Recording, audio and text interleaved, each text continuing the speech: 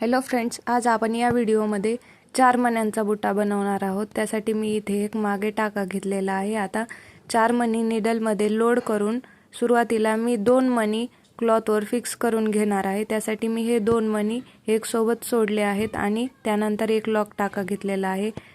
त्याच्या दुसऱ्या साइडला दुसरा एक मणी टाकून घेतलेला आहे आणि आता त्याची जी विरुद्ध बाजू आहे त्याच साइडला एक मणी टाकून घेत आहे आणि हा मणी टाकून घेतल्याच्या नंतर मी त्या मण्याच्या जवळच एक लॉक टाका दिलेला आहे आणि तो लॉक टाका झाल्यानंतर नीडल मधल्या बाजूला खेचून घेऊन मधल्या साइड मधला जो स्पेस आहे त्या स्पेस मध्ये मी इथे नॉट मारून घेतलेली आहे।